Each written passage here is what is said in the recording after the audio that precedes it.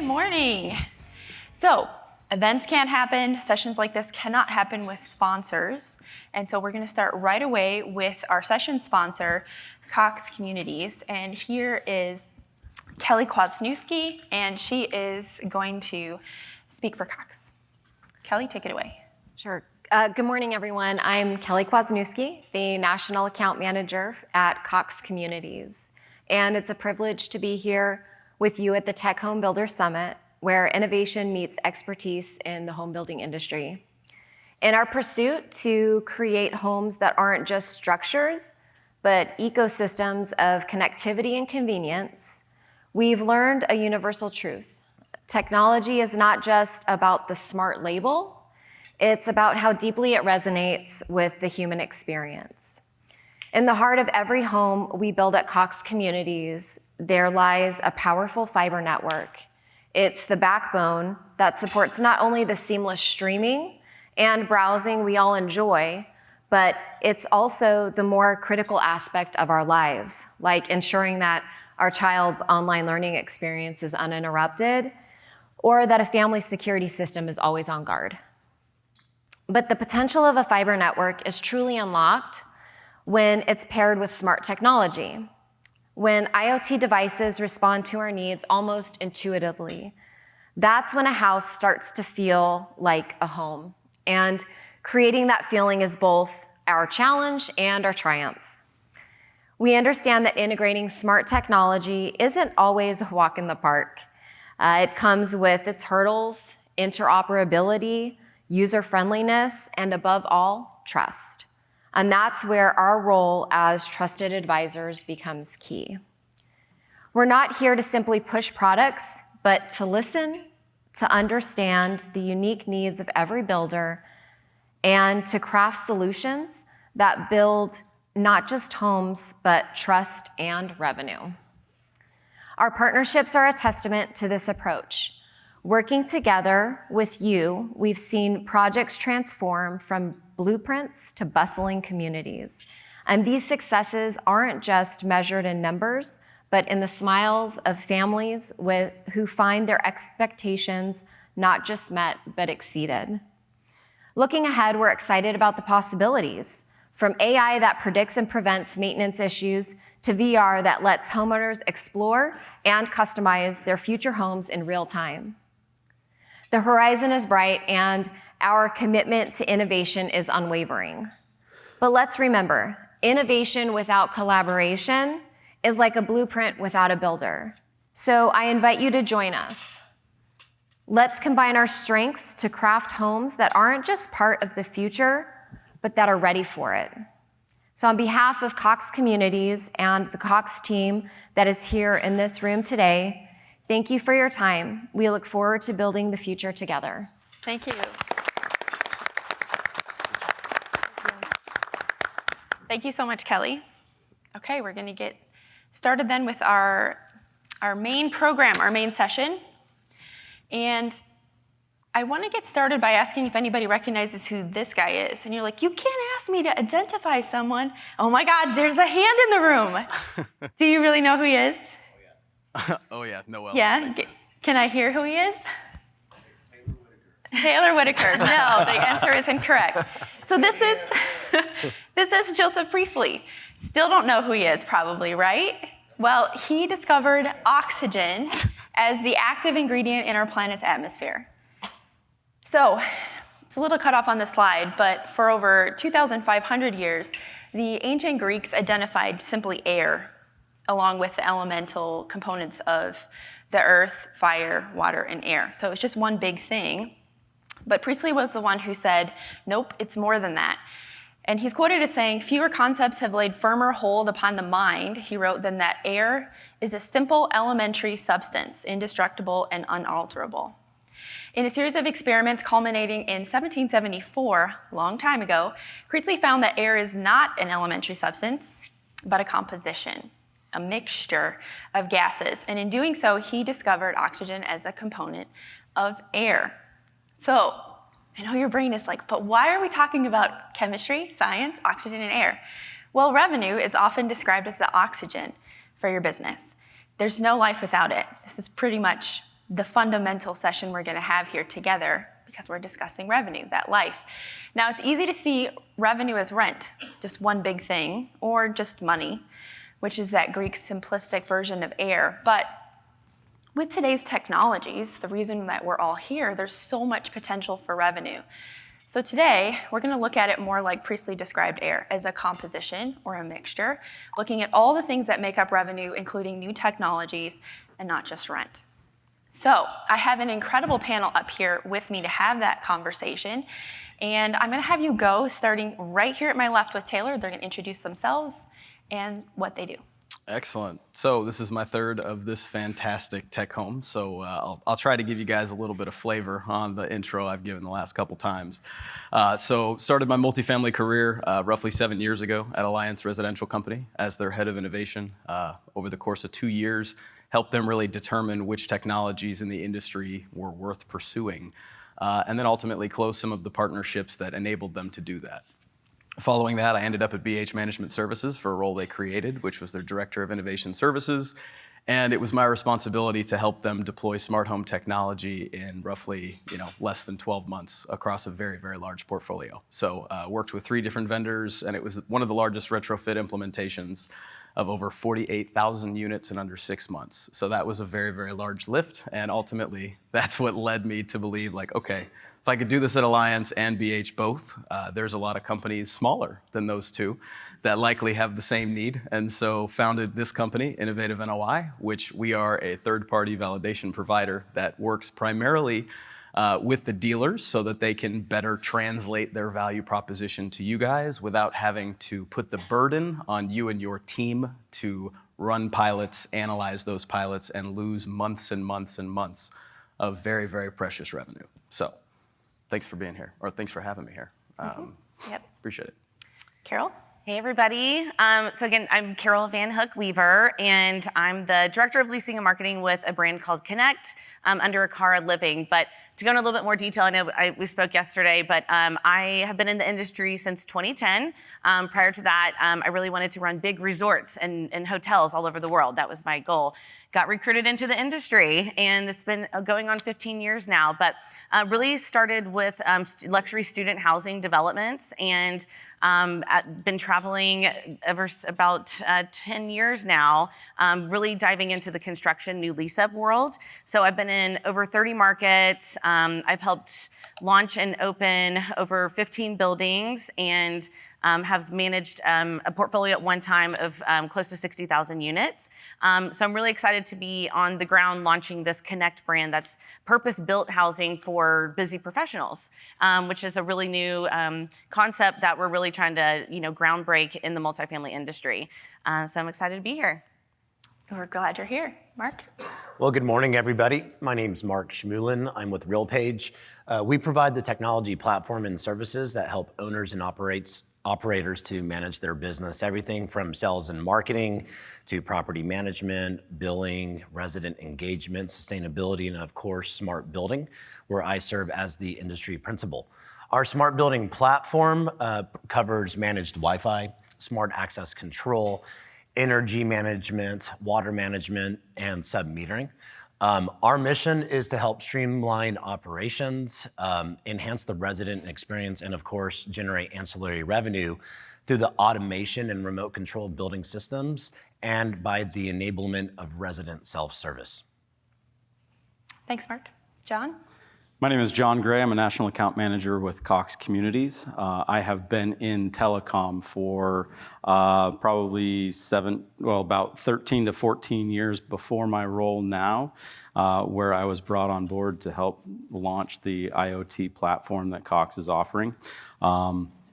I'm excited to be here with everybody. To be completely candid, this is my first panel, so I'm pretty excited about it. Hey, let's give him a round of applause. Pause, give him a round of We're gonna applause. give liquid courage here in a second. Yeah, we're gonna get some liquid courage through apple juice, right? And I think yours looks a little bit more interesting. Starting to smell. But It is. at Cox Communities, we specialize in providing builders with superior connectivity through our fiber network, innovative smart technology through IoT, and then also the expert guidance from our team of trusted advisors to help them get it right the first time. Awesome. Okay, as you can see, we have a wide range of perspectives up here, which is one of the reasons I'm excited for this conversation. And I'm gonna start with Taylor because I want to get that big picture first, more of that atmosphere level of what's going on with revenue and what's changing with revenue before we dive down into the specifics. So Taylor, what are you seeing? Because I know you have a great visual of that ecosystem of revenue and how you bring it in. I do. Thank you very much. So as you guys can see here, and as you likely are well aware, there's multiple opportunities to impact the revenue of the community. As far as beyond just new revenue that you can create, but once again, how do you offset the money you're already spending so that more of it stays in your pocket instead of going out the door? And so really, this is a good visual that we share with owner-operators that reach out to us that are trying to understand where are there opportunities to generate revenue. And I can tell you, I know some of these technologies like solar, there are very strong opinions about, but nonetheless, they are options in the market that are available. And if people are not educated about these various options, that's really what leads them down the path of being unhappy with their technology choices. So first, definitely want to educate. And so we kind of have three categories here. We have prospect conversion, resident renewals, and operational expenditures. All three of those things, of course, impact your bottom line, but let's talk about prospect conversion a little bit, because at this point right now in the market, based on our data, we're seeing there's an average of roughly 14 people competing for a listed market rent unit, right? So just a normal standard multifamily unit, you got 14 people on average competing for that unit. And so when you start thinking about what are things that those 14 people may be looking for? I know EV charging has been a hot button topic. Yes, there are, once again, very strong opinions about that, but there is a demographic that is purchasing and has purchased EV charging or EV cars, and they're looking for EV charging as a fundamental piece of where they're living. And so really, if they walk in to tour your community, if they go to your website and they immediately see that this is something that you don't have, well, they're not even gonna engage you in a further discussion, because as far as they're concerned, you don't meet the requirements to be their home. And so it's very important to understand also things like deposit elimination. These are things that with a deposit require, especially in this economy, they say that like 60% of Americans, if you ask them to come up with $1,000, they couldn't do it. I mean, that's huge, 60%. So I mean, these deposits are anywhere from $500 to $1,000, even with concessions that you guys are giving to get them to move in. It's not enough, and it doesn't justify, yes, I should move from this apartment over here just so I can pay a deposit and maybe get 1 month's free rent. So solutions that are focusing on deposit elimination, and since they're not here, I'll name drop them, but LeaseLock, they've been in the market for many, many years now. And they've done a great job at really reducing the barrier to entry for people to live on your community. But of course, the big concern with that is, well, if we eliminate the deposit, how are we knowing that we're not gonna put ourselves at risk because they're not gonna be able to make their payment? So that's where solutions like LeaseLock are actually put into the market and are engineered, so if you have a situation like that, you're still covered. So that's why I think solutions like that can help you on two fronts: reduce the barrier to entry, but also still give you the coverage and protection that you need to ensure that your asset stays profitable. Now, looking at, I actually didn't put it on here, but let's talk about ID verification for a second. That's another big thing that, paired with deposit elimination, gives you more protection as an owner-operator, reducing your risk of delinquent leases. I mean, most people don't think about that in a market, especially, unless it's a really big problem. But in this economy, we have seen an absorbent amount of really upside down leases. People just quit paying. It's the first thing, right? They're like, I'm just not gonna pay my rent, but I'll still pay my phone bill, I'll still pay my internet bill, because they know that in many states, they have, options as someone who's in one of your homes. And so you don't even wanna be put in that situation. So pairing yourself with a solution that's deposit elimination focused, but also having something to verify that they are who they say they are, that their income is actually real income. So solutions out there like Snapped, another vendor that's not here today, but ultimately they do a great job at verifying the income to ensure that you're not putting yourself at risk. Conversion, at the end of the day, the reason you guys want to pay attention to this is because the fewer unit turns, of course, you have, the less money you're going to have out the door, because each time those units turn, that costs a significant amount of money, labor, as well as parts in some circumstances. So just being able to really improve your conversion, and even if it's by something like 5%. I know actually with Smart Home, we currently see that there's an increase of conversion with a full-blown lock, light, thermostat, and a centralized connected community. It's on average, it increases conversion by 14.72%. Now that, again, very specific metric, and that is actually for a very specific community in Miami, Florida. But ultimately, every community benefits in one market or another. It's just a matter of, is it a 5% increase in this market or a 20% increase? So it's very important that, again, you guys are looking at things that are simple, like conversion, because just by increasing your conversion, the 14 people you have competing, well, now you're not even giving enough time for 14 people to compete. So the units are filling so fast, you know what I mean? You don't even have to worry about it. If I could just add to that. Absolutely. We run a resident engagement survey every year. It covers around 3,000 residents across our customers' portfolios. We're finding that over 73% of prospective residents are expecting for there to be smart building technology when evaluating their communities. So this is now the expectation. I think that's, I've been in this industry for a while. It's been really cool to see it grow.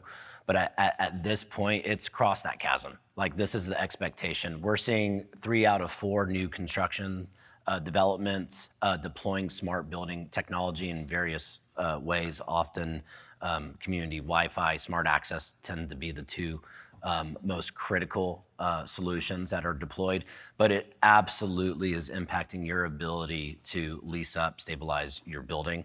And that's another way to look at revenue. The faster you can lease up your new construction, the higher IRR you're going to get on your investments. Another observation that we've seen is smart building technology really was something that was adopted within the new development. We are seeing a lot more retrofits going on right now. It could be because the new building down the street has this technology and renters are expecting that. And just talking to our institutional customers and the macros of what's going on in the world right now, we're not seeing a lot of new construction starts. I think we're all going to be pretty busy executing on the ones that have shovels and dirt. But we're seeing renewed interest and really hyper activity within the retrofit market, because if you're an institutional owner and you're not going to break ground, M&A activity hasn't really picked up yet. So where are you going to get new yield? And that's going to come by investing in your existing portfolio to generate ancillary revenue. That's one piece of it. And of course, to increase NOI by lowering expenses. Well, I wanted to piggyback on the identification, because actually in Chicago, my Chicago properties, you can't take security deposits. They changed the law there. So we have like a move-in fee, but we've seen that help keep people, in the buildings, and that's changed in the last 5 years. So, those really big metropolitan areas are already getting on that. And actually with our brand, if you're meeting those income qualifications, you have background credit, we use checkpoint ID. And so when that's screened, and of course screening works, but if they approve, we don't even charge a deposit. So they pay their admin and app, and sometimes we throw in a little concession for that just to close it. But we're getting away from that deposit elimination. And with our busy professionals that we cater to and that are traveling and moving all the time, it's a no-brainer. So it's definitely something to consider with your portfolio. All really great. RealPage has a lot of great data that they pulled and recently had shared at their convention. I was fascinated by it. You can go look that up. It's a lot of good data. Okay, Taylor, back to your ecosystem of the atmosphere of revenue. No, you're good. You're good. This is great. You're good. So I think that pretty much handles conversion. You guys definitely get that. So looking at things like renewals, and I know we have 2 very, very high advocates of Wi-Fi here, so we'll get to that here in a second, and I'd love to dive into that. But to look at things like smart home automation, on-demand amenities, these are things, once again, that are becoming expectations. I know that there was a survey done by Kingsley just obviously over the last 5 years, and we've seen, I remember when I got into the industry, when we surveyed and asked, hey, what do you guys think about smart home technology, connectivity, like how involved is it to actually select a community to live in, right? How much do you weigh if I'm going to live here or not based on that. And it was fairly low. It was about 20% of the market was like, oh yeah, if it doesn't have our connectivity, I'm not going to live there. Well, fast forward to last year's survey, it's 80% of the market says, if you don't have it, I don't want it. And so 80% of the market right now is like, hey, I don't want what you're selling. So it's a very, very important time to be listening to the market, because in this economy, you guys need to ensure you're staying stable and fully profitized, because otherwise you're going to find yourselves underwater, like 40% of those currently in the multifamily market that have bridge debt and are underwater. So it's very important that, looking at these things that residents are expecting, and the younger generation that is not in a position to purchase homes. They are living in these communities. This is all they've ever known. They will never be able to purchase a home. It's far out of the realm of affordability. I mean, again, it is very, very, very, for my generation, I don't want to totally age myself here, but I'm 30 years old, to give you guys some transparency. And I can tell you that it's been very challenging over the past 10 years as I've hit certain milestones in my own life and have had to bounce around from Phoenix to Dallas to living in apartments, right? Like, I was early on exactly who the demographic was that Alliance and BH was targeting. I have a hot take on that narrative. Yeah. I'm not here to say that it's very hard for a younger generation, for anybody to buy a home today, right? But in our survey, what we found is that over 54% of our respondents are living in multifamily, not because they can't afford a house. It's because they prefer to live and to be renters. They don't have to focus on maintenance, right? They don't have to carry the debt with it. So a lot of them, it's actually a lifestyle choice. Yeah, it's flexible. I know that's not Most really the topic of this panel, but I found that to be one of the biggest insights that came out of our engagement survey, because I found I was absolutely where you are. People are living in multifamily because they can't afford a house. That's not really the full story. Well, I definitely think that's part of it, for sure. But sure. I definitely agree that there are opportunities to choose a lifestyle that's more active, as well as, of course, living in something that can support that lifestyle. So then it makes something like what Carol does, because if you were here yesterday and saw what she's been doing with Connect, with experiences specifically, that is critical, because if you're going to choose that lifestyle, you don't want to rent. When you are creating an experience at your location, it absolutely matters. Who doesn't want a gym and a pool and a clubhouse? Fitness events and coffee. yoga exactly, studio, in your Take a home. little pet to the pet park. The Connect is actually the byproduct of purpose-built student housing. Our founder CEO was one of the forefronts of purpose-built student in the early 2000s, and really got out of that in 2009 and started thinking, what's next? So he started traveling the world. He comes from CA Ventures, but so they already had a really good product. But this whole generation now has been living in apartments with a gym, with a washer dryer, around their collegiate cohort. And so this is what's next. And to both of your all's points, varying points, is that you can actually create, the American dream is changing, right? People want flexibility and freedom more so than the white picket fence and the 2 kids and a dog. So it's really changing, because now you can actually have a lifelong renter. And coming from purpose-built housing that a lot of collegiate people live in now, I mean, you can't drive by a university without luxury student housing now. And that's just really been over the past 15 years. But now it's an expectation. People want that. They want it easy. And so now this translates into the Gen Zs and millennials that are out there that aren't necessarily buying houses. And it's just important that you can have that lifelong renter and building and listening to your market and building for that person. Because right behind Connect, we have another brand for your next phase of life. I think one of the interesting things about that you just mentioned is the American dream is kind of evolving. Yeah. My parents' generation, they worked at their jobs for, I don't know how long, Right. 20, 30, Yeah. 40 years. They lived in the same city. Right. That is not the way it is today. We have millennials that are taking their jobs, and then they're working remotely. I think my mic stopped. We're getting kind of close. I used my Colgate this morning. So anyway, the American dream is evolving, because nowadays people are working at jobs for 2-3 years at a time. They want to have that lifestyle where they can move around, and that gets back to what we're talking about with that evolution of what people are expecting their life to look like and taking advantage of freedom and flexibility more so than, the white picket fence. And final thought on that is now you can take what they're looking for and then you can put those in your buildings to increase revenue through different variations, which we have some great slides on. Absolutely.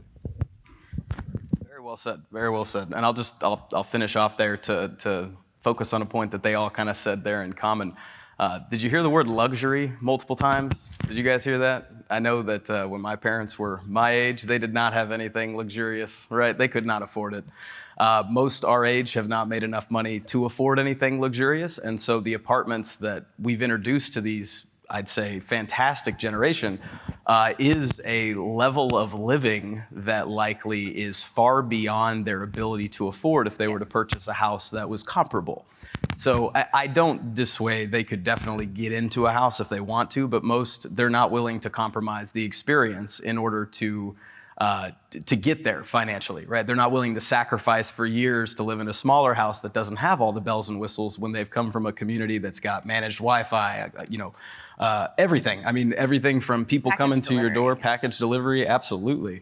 On-demand amenities, grocery shopping, EV charging, all these things. Once again, luxuries that they have been sold on. That is what we're selling in multifamily. We are selling a product that is a luxury living experience. And so the revenue associated with that, of course, taps into all of your things like renewals, once again, conversion, but it's meeting the expectations of where the market's at today, understanding where the actual market is headed from a financial perspective, and ultimately planning and ensuring your assets are going to be within the realm of potential for the generation that is staying renting longer than any previous. So anyways, that's the last thing I'll say. Taylor, did you mention valet trash in that? I did not, but that's definitely a very important component of it. Evolution, once again, people aren't having as many kids, right? So Absolutely. The valet trash that the kids provided earlier in earlier generations, that's going away. So now they've monetized it. Mm-hmm. Absolutely. Before we move on to like actual renewals, connectivity, et cetera, I want to stick on rent for 1 minute for all of you, because in the atmosphere, it's 70% nitrogen. Okay, so rent is the big kahuna that has to work.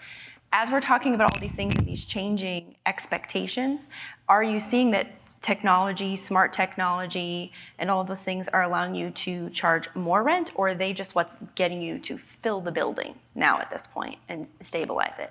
We'll start with you, John, and then work our way down the table. I don't know if I would call it rent lift or increasing rent. What we've seen is rent optimization is what we've called it. I love that. Where you may be able to increase rent, but at the same time, if you employ smart apartment technology, maybe as rents are supposedly decreasing in your area, you can maintain that same rent that you had previously. So we prefer rent optimization rather than necessarily rent lift. Love it. Write down that verbiage. It's great.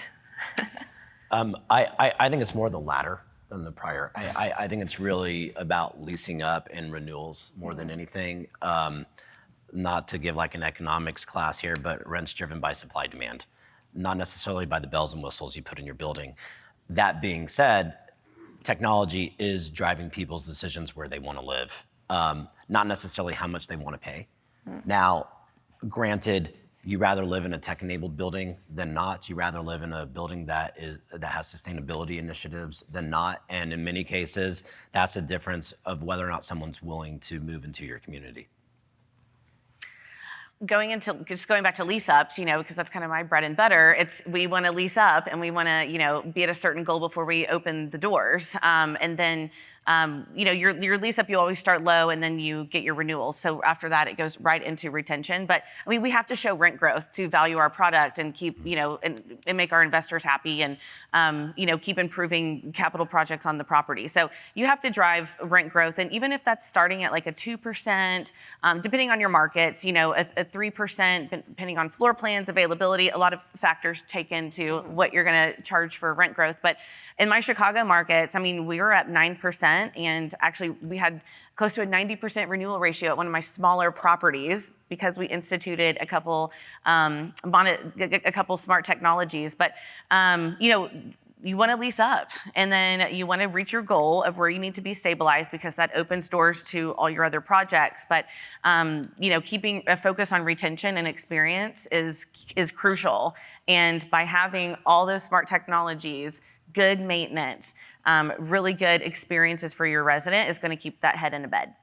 I will just add, in markets where you can charge for technology fees, and that would include, if they have bulk Wi-Fi, it includes the Wi-Fi, it includes cable television, and now it includes smart building technology as well.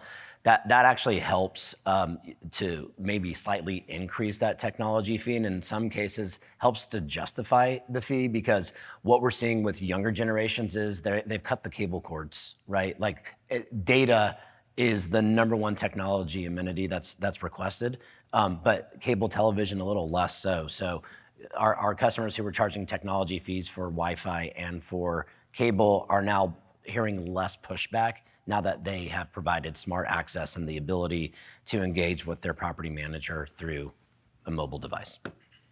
And to kind of piggyback on that, it kind of got my wheels turning, is because we charge a membership fee at Connect, because you are a member, and we call everybody a member. It's a resort fee. Yeah, it's a resort fee, So I'm going back to hotels, but it's a $299 when you have a confirming lease, a 12-month lease. It's a $299 annual fee, and we collect that from everybody. If you have a short-term lease, less than 6 months, we're still collecting a $149 fee, and that is your we call it your float co-working access, but that also covers your coffee and some of the events and things like that. So we're collecting that right out of the gate, and that's if you've ever been to like a Soho House or one of the WeWorks, you have a membership fee. So we're monetizing on that, and that's just part of living at our buildings. And going, you can call it a tech fee, you can call it a common area maintenance fee, but we call it a membership fee. So you can kind of sugarcoat it of how you want it, but we're that's definitely monetizing on that, and people I think at these points expect to pay that. We got rid of the valet trash and stuff because of our demographic, and we don't need any more trash bags outside the doors. But so I'm like, take it down to the trash chute. So monetizing on the offerings is easy NOI immediately when people move in. Yeah, so I think there's a lot of ways to come at it and describe it, and you have to know what your demographic and your geographic region are, I think, to make that the most successful. Okay, so I want to move off rent then and start to move into some of more of those granular layers. And I first want to just speak to where you've got resident renewals. A lot of those are tech-driven, Taylor. So I want to flip the conversation to looking at any kind of tech-driven renewal, and we'll start with you so you can continue on. Yeah, sure. So the big thing that in the market we're seeing from a standard renewal standpoint, like if a community does not have any sort of technology of note, they're sitting at about a 60% average renewal in the national market right now. And that actually comes from Yardi. So seeing that compared to the 74% that typically renews if they have managed Wi-Fi, smart home automation, as well as the other one is deposit elimination. So those three things paired together, 14%. That's one example, but that's a 14% increase. So that's 14% less units that you're putting on market, right? That's more people staying, that's less unit turns, that's less maintenance having to go turn those units, less contractors having to come paint those units, less carpet installed. There's a lot of expenses that go on in just turning a unit. And at a 60% renewal rate, sure, let's say you have 30 a month that are available for either renewal or let's say a new lease, right? But with 60% staying, you have 11 on the market or so? So a decrease of even 2 of those down to 9 on a monthly basis. That's 2 entirely less units flipping on an average of $800 to $1,200 per flip. That's real money real quick, and you take that over the course of a year, and you're talking tens of thousands of dollars in savings by simply listening to the resident and giving them the connectivity that they desire and allowing them to have an enabled, connected experience within your community. That matters. And so they pay attention, they're willing to adopt new technologies and deal with the headache if they get the convenience they're looking from it. And so oftentimes I know owners, they don't make the decision because they're more concerned about disrupting their residents than they're concerned about how am I going to remain relevant for the next 5 to 10 years of residence. So just something to keep in mind as you guys are considering these technologies, because disruption will happen regardless, even with the best vendor that you have, best partner, everything's planned, everything should be seamless, you shouldn't have any issues. I can tell you, after over 100,000 units of smart technology deployed, I have, good God, I could share the stories with you guys. I mean, there's just things I never would have thought in a million years would be something I got to call about. So I really think that even when you're doing your due diligence, you're going to run into headaches, and that's where it's just important to understand, why are you doing this? It's not just because of, hey, you're trying to meet the demand, but there's efficiencies, and it's going to be worth whatever little bit of churn you do have that leaves on your initial adoption, because far beyond that adoption, you're going to see leaps and bounds of improvements on your operations, on the adoption, on the happiness of your residents, and them really spreading the word with services like Rent Grata, who they're communicating outside. So it was said on yesterday's panel, but there's always resistance. Like when you're doing retrofits and you come knock on a door and like, I'm going to give you a shiny new smart lock, there's always going to be initial skepticism and pushback on that. And yet they always come around, and it ends up being one of like the main things that they love about living in a smart enabled community. And you know, I'll just say, you know, what else we're seeing is like this is the key. Like how you asked how to stay relevant. This is the key, right here. Like literally, it's the key to let you into the building, but it's the key to engage and build community with your residents. And we found that 79% of our survey respondents said that they think that they should be able to get everything that they need done with property management through their mobile device. And that was all respondents. When you break it down by demographics, obviously the younger generations, like they don't want to talk to grownups. Like they don't want to go into the leasing office. And 50% of Gen Zers said that they would be fine living in a building that was like unmanned, so long as they can control everything through their mobile device. And maintenance, yeah. Yep. And let me just say, when you have that engagement, right? Like companies like Facebook are worth so much because people are already always on this app. When this becomes the key into your building, this is how you enter your home, then you can monetize that time on the app. You can sell things like renter's insurance, you can sell amenity spaces. It just is and you can engage with your community and issue rewards, right? Rewarding your renters or your residents, for good behavior, paying their rent on time. You all have engaged with yeah, I'm a huge Modern Message fan, and actually, we now John call Hinckley, it active building yeah, rewards. but it used to be Erio Used to be text Modern message. With John Hinckley started that, and I was one of his first customers, and when I was with Campus Apartments, and so I've really evolved with Modern Message Community Rewards. But we're also looking into a technology as we're getting this longer renter throughout their lifespan potentially of, you know, when you pay your rent, it doesn't necessarily increase your credit right now, but there's a technology out there I'm looking into to get in conjunction with community rewards, where when you pay your rent, it actually helps you increase your credit. So how awesome is that for, I mean, using that as a marketing tactic as well, of you can live here, pay your rent on time, plus you get your rent paid on time, which is what we all want. But it also increases your credit, which you can go on to do other things for your business and invest in yourself.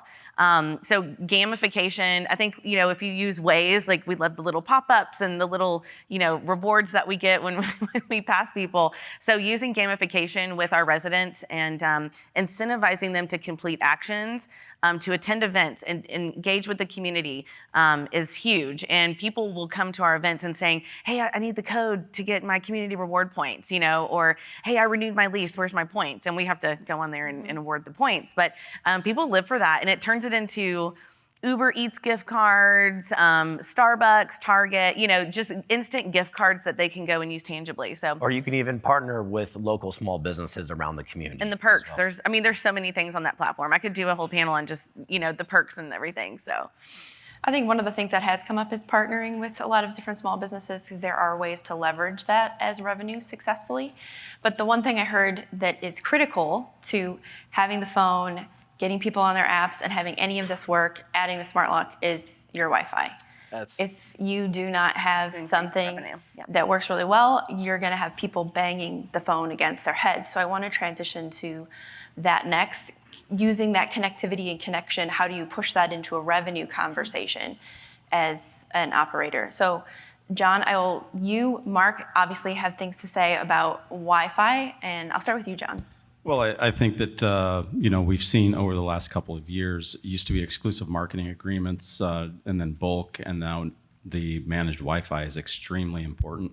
And we've seen a major shift in what people are wanting, simply for the fact that they can monetize it, but also because it's going to be able to be layered with other things that they're able to monetize. So it's really important for you to understand what your goals and strategies are as a developer, as a property management company, and how you want to move forward in the future so that you can have those goals and strategies align with what technology you're implementing.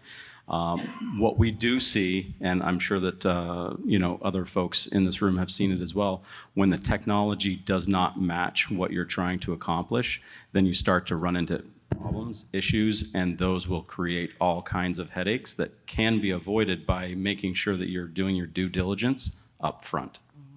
Yeah, you're building infrastructure, your networking, it really matters that you get it right. It matters who you work with. I think the managed Wi-Fi model is exciting. I think it's one of the best ways to generate ancillary revenue for your communities. Clearly, managed Wi-Fi throughout the entire community. I'm even talking common areas. Resident shows up, the internet's on. They don't have to deal with setting it up themselves. And in this case, the owner is billing the resident directly for the full rate, right? So you're bringing in an incremental $80, $100 of revenue, and then you're paying your managed service provider, whether it's Cox or it's RealPage's White Sky team, to help you manage that yourself. But now you're generating around $50, $60 in ancillary revenue per unit on a monthly basis. So it has a huge impact on NOI, has a huge impact on your valuation.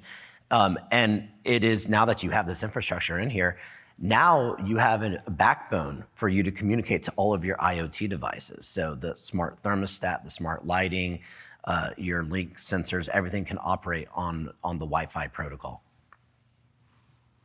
Very nice. The only thing I'll add to that is really that the trend that they're talking about is the shift from monetizing just the square footage in your assets to monetizing the services that go into them.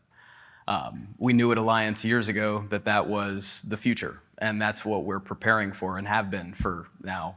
We're coming up on a decade. I mean, we will see the shift with the sharing economy, and you guys have the best seat in the house to tap into that income stream. There are companies like Procter & Gamble that are trying to get their products just in the door, like Tide Pods or things like that. Like, hey, we just, these are purchasers.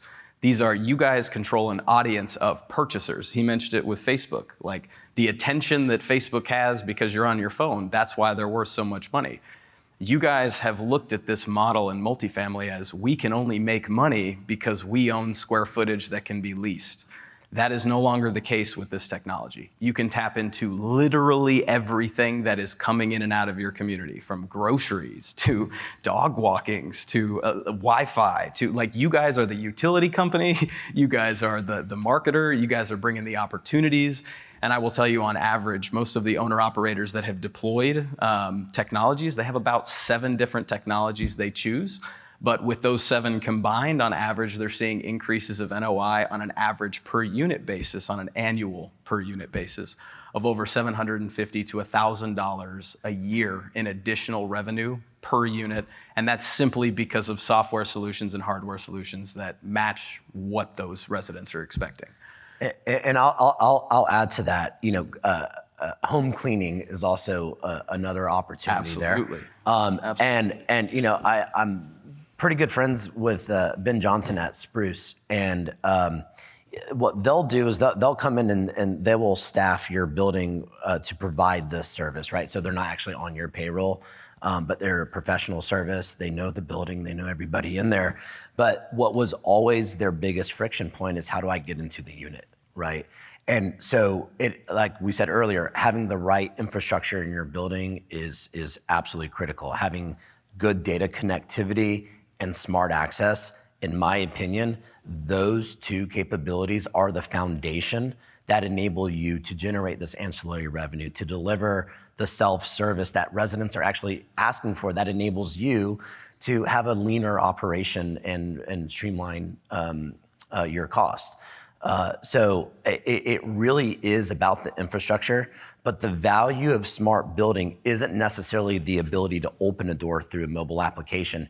It is the applications and the services that you can layer on top of that. And those all create what, Carol? An experience. An experience. They create an Well, experience. you know, we actually took it one step further. I was going to say NOI. Well, that too. An but- NOI, yeah. Innovative NOI and experience. Oh, there you go. There you go. But we took it one step further with our product because, you know, we've been in the market and we know like the services where you can third party it out. But what we've done is we've actually taken that in-house, because now we're offering cleaning packages in-house. And one of our facilities director, all accolades go to him, is that we are now doing monthly cleanings. People can sign up for cleaning packages. And how awesome is that to kind of get preventative maintenance inside your units? And then we're also offering pre-move out cleans, which I just think is genius. And I don't know why, you know, we hadn't thought of that before, because now we're spending less time, less turnover. We're paying, our hourly workers, you know, a flat rate for their turn, and they get a little commission. We've now instituted a SOP for a commission structure for in-house cleaning, and not to give away all of our magic tricks, but I'm so excited about this because it's just now we, you know, listen to our maintenance team and they come up with great ideas, and we're taking it in-house. So instead of having to pay a third party and, you know, figure out those other solutions, we're actually offering those services in-house and keeping a lot of that revenue. Do you want to also go, because I know you have done more revenue streams with Fetch and a few other programs too? Yeah, and so at Connect, we actually do white glove package delivery. We don't have the package lockers, and we don't have to charge for that. That's part of our concierge's jobs, and that also gets eyes on the property, which we found out. Very few people have opted out of it. Most people have opted in because our demographic is traveling professionals. Most people aren't there full time, and we can't have packages, you know, sitting in lockers and stuff for weeks. So actually, our concierge twice a day, they walk the building. 5 days a week. Anything under 50 pounds, they, you know, just knock on the door and they slide the package right inside the door.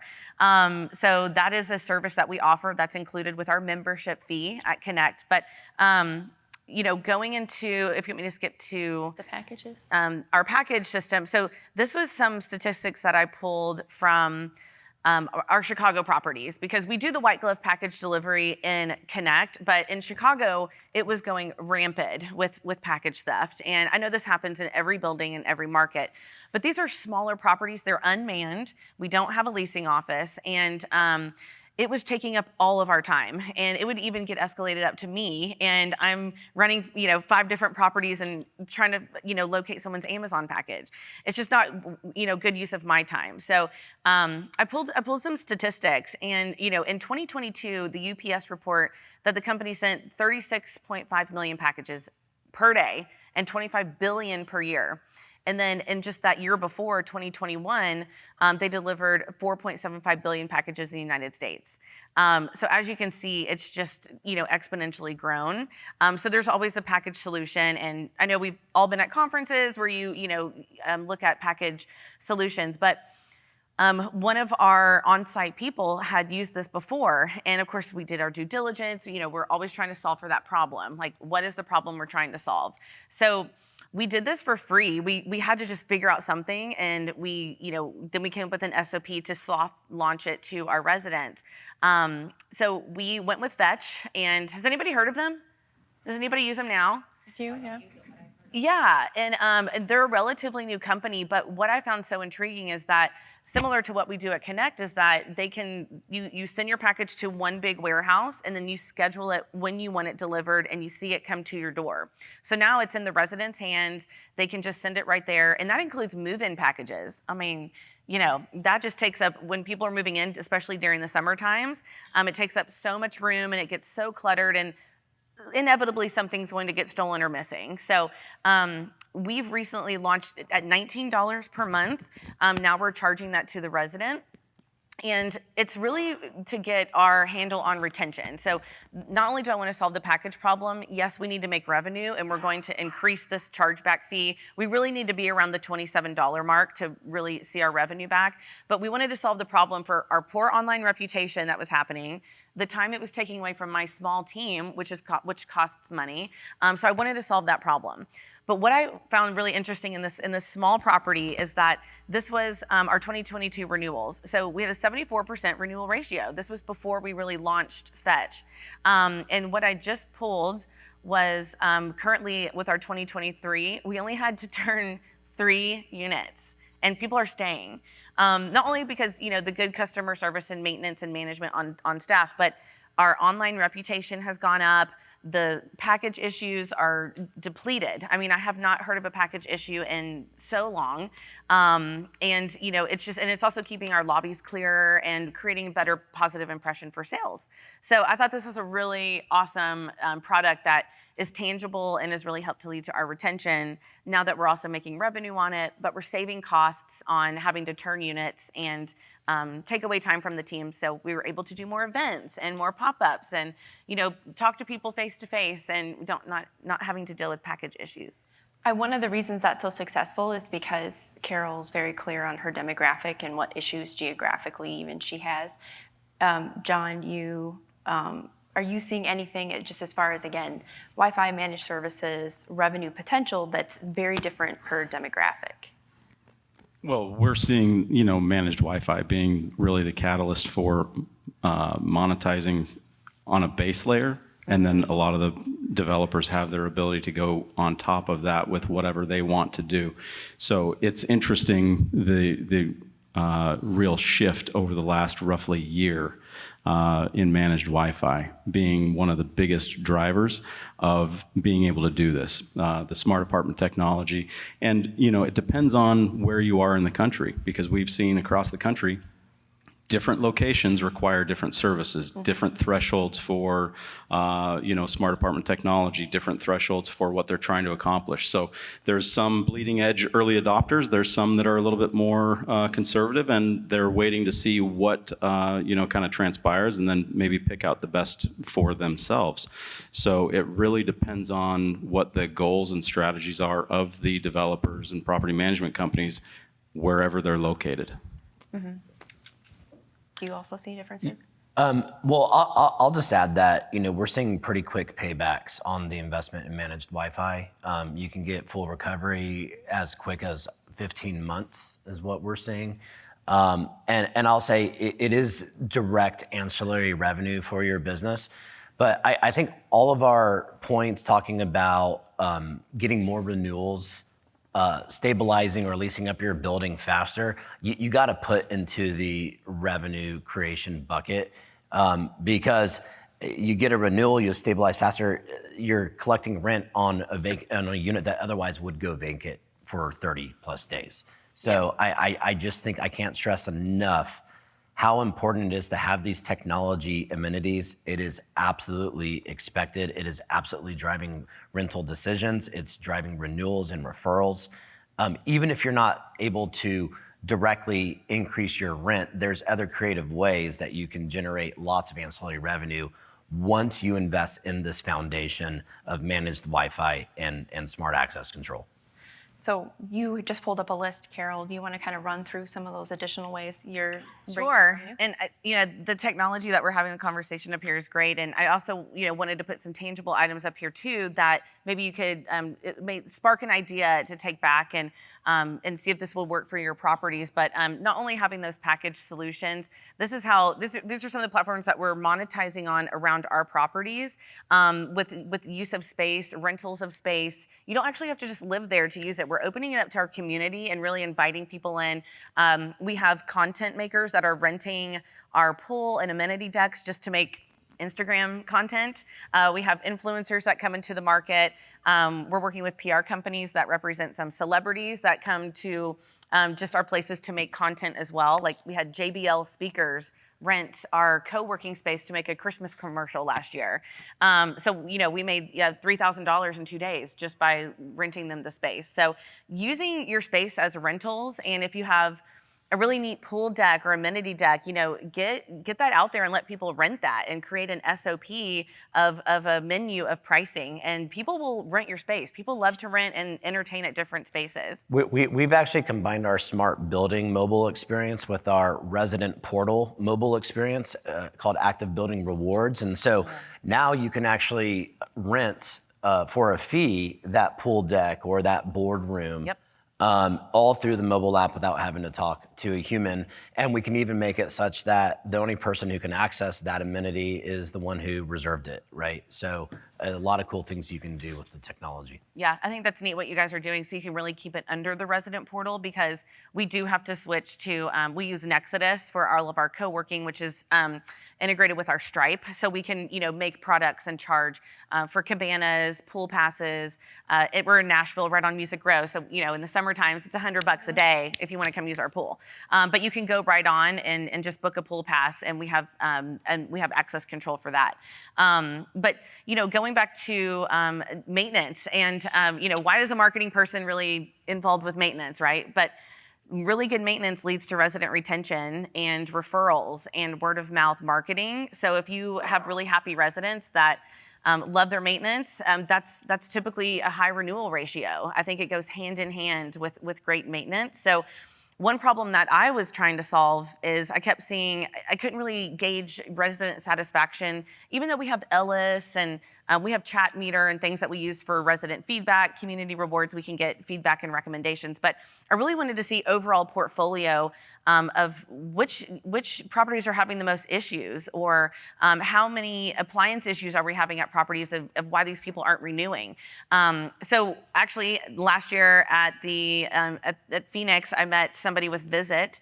We actually demoed, it took me about 9 months, but we've launched a new maintenance dashboard, and it's all mobile.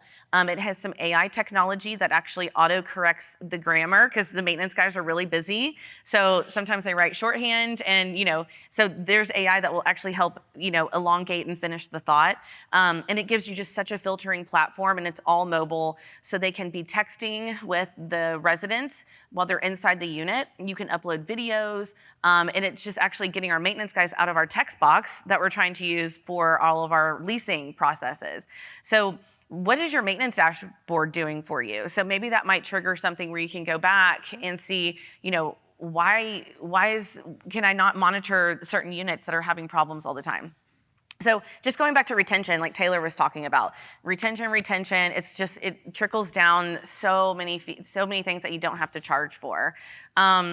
I talked about RealLink yesterday with my website journeys, but creating that experience of how your property works, and talking about the things that you can book. Making a video of, hey, have you seen Active Building? And you can have one of your agents, make a video, and then people are going to start using that. So you can have all these things, but you also have to market it to your residents. Sometimes we're so in our own heads that we think everybody knows about the events, but I'll be in an elevator, even though there's a flyer right in the elevator. I'm like, oh, are you coming to the event? They're like, what's that? So we also have to really be cognizant of how we're marketing this technology and have a good plan for that. And then finally, getting in with having the ability to book things on demand. So booking a pool. How are you guys, are you using any online sources to rent your pools in the summertime just to get people there during the day while people are at work? So why not bring people in, when your residents are gone? Or Mondays and Tuesdays, get involved with the industry nights. The servers and all the hospitality workers in your big cities, they're off pretty much on Mondays. Bring them in, ask them, hey, you get a half price pool day, or use our gym. So getting people out from your community, I think, is a great way to make revenue, and we love to do that at our brand. And then filling any short-term vacancies. This has been a huge undertaking for us, but we've now brought our platform, that we're not third-partying out this anymore. It's all in-house with our Airbnb management platform for some short-term stays and some nightly rentals. So now we have the cleaning in-house, and I have some pretty astounding revenue stacks on this if you want me to share it. We're actually at time. Oh no. Yes, so I'll let you do 30 seconds. Go. Okay, well, if you can get with this Airbnb platform, we have 9 units online, and since we've launched those back in June, they've stayed at 99% occupied the entire time, and we've only had a 6% cancel rate. And this was a really cool fact. There's a 7-day lead time that people are looking to book a room, but they're staying on average 50 days.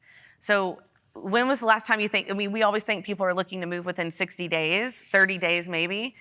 Our platform is showing that people are looking 7 days out, but yet they're staying for 50 days. And our average cost per unit was around, it was like $2,300. And then you're also seeing all of your SEO online for revenue that we're Are these Connect owned and furnished Yes. units? Yeah. Oh, okay. Yeah, there are units and we manage them. Yeah, so, and I know we're at time, but I'll just say this. We also see your residents want to sublease through Airbnb when they go out of town. And it happens, and as operators, we don't like it. Yeah. So we created a product, if you can't beat them, join them, right? Where it actually enables you to partner with your residents, and in a safe and transparent way, they can put their unit on Airbnb. It's managed through our Migo solution. There is a rev share of 25% to the property owner, and it keeps everybody safe and transparent on the same page. But you can really only operate that model if you have that foundation of smart access control, because these visitors are not coming during, regular business hours when the leasing office is open. And just to wrap it up, since we're talking about a composition of mixture and air and nitrogen, we actually have a tradition that we started at the TecHome Builder Summit in Louisville, Kentucky. Yep. And if you're on the 8 a.m. panel, because we didn't get to go out last night, we get to take our shot of bourbon with you guys. So, Heather, thank you for such a great panel. Yeah, as you can tell, these guys have a lot to say. I'm going to leave it on the screen with their contact information, especially even Carol. She didn't even get to a significant portion of other ways they're bringing in new revenue at their location. She'd be more than happy to share. Yes. Cheers. A you, huge guys. cheers to We you should guys have for started being with here. this. Yes. For real. Yep, and I appreciate you all being here. Definitely reach out if you have questions. And then after this, I want to say a huge thank you to Cox, because they're the backbone. Without that Wi-Fi experience, none of these conversations are the same. They aren't happening. Cheers. Cheers. Good Thanks, job, guys. everyone. Thank you all.